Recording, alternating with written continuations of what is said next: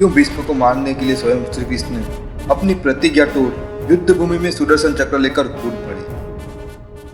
युद्ध के तीसरे दिन कौरवों की सेना के सेनापति भीष्म ने महान गरुड़ व्यूह की रचना की। तब व्यूह का खंडन करने के लिए पांडव पक्ष ने भी अभेद्य अर्धचंद्राकार व्यूह की रचना की। दोनों सेनाएं व्यूह से सुसज्जित हो समुद्र की लहरों की भांति एक दूसरे से जा भिड़ी। दोनों सेना में बड़ा ही भयानक द्वंद्व होने लगा। उस महासमर में अर्जुन बड़ी ही फुर्ती के साथ कौरव पक्ष के साथ युद्ध कर रहे थे। वे जहां जहां जाते वहां वहां शवों के ढेर लगा देते। यह प्रसंग महाभारत के भीष्मवध पर्व का है और पूरी तरह ऑथेंटिक महाभारत से ही लिया गया है। उधर भीमसेन और दुर्योधन का युद्ध चल रहा था। वह भीमसेन ने एक ही तीर में दुर्योधन की छाती भेद दी। बाण लगते ही दुर्योधन घायल हो रथ की बैठक में बैठ गया। दुर्योधन को घायल हुआ देख सारथी तुरंत ही रथ को युद्ध स्थल से बाहर ले आए। दुर्योधन को युद्ध से बाहर जाते देख उसकी सारी सेना इधर उधर भागने लगी। भीष्म और द्रोण के रोषपूर्वक रोकने पर भी यह विशाल वाहिनी नहीं रुकी।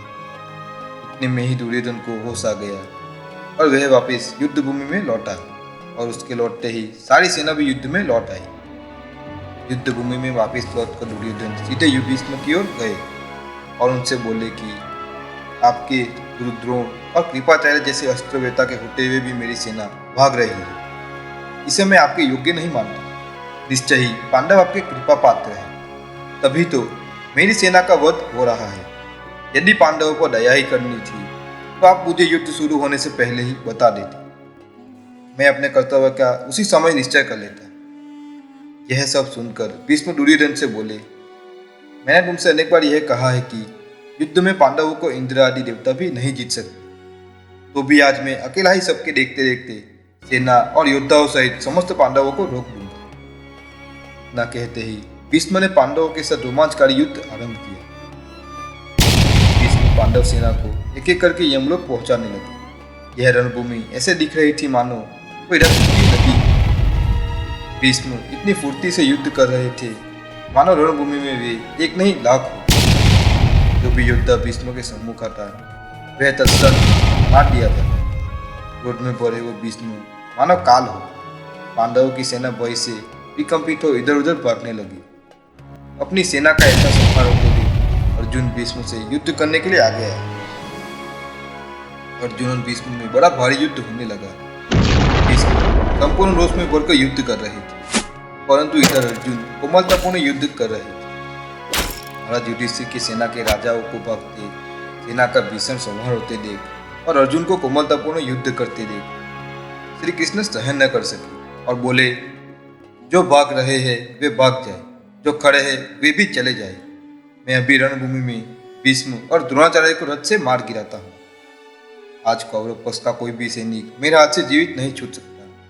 इतना कहते ही श्री कृष्ण ने अपना आयुध सुदर्शन का स्मरण किया। उनके चिंतन करने मात्र से ही वे प्रकट हो गए।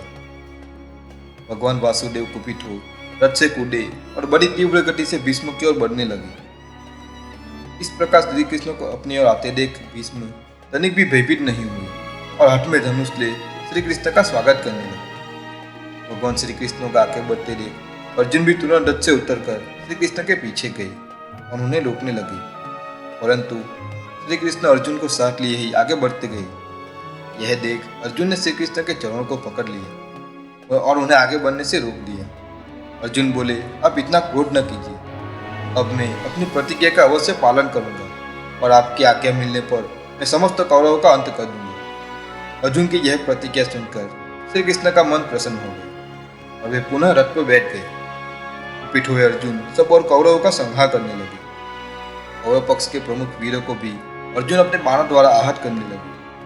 रणभूमि में विचरते हुए अर्जुन स्वयं काल के समय प्रतीत हुए। वे क्रोधित हो सेना का अंत करते हुए आगे बढ़ने लगे। अर्जुन का आते देख कौरव सेना चारों ओर भागने लगी। फिर अर्जुन ने भयंकर महेंद्रास्त्र का संधान किया। इससे प्रभावित हो बहुत से रथी सैनिक सेनापति अपने कवचों के साथ ही बीन डाले गए। समस्त कौरव सेना भीष्म द्रोण के देखते देखते युद्ध भूमि से भागने लगी। अर्जुन ने रण क्षेत्र में 10,000 रथियों और 700 हाथी मार डाले और ऐसे तीसरे दिन के युद्ध का समापन हुआ। चैनल को लाइक करें, सब्सक्राइब करें और शेयर करें तथा बेल आइकन को प्रेस करें।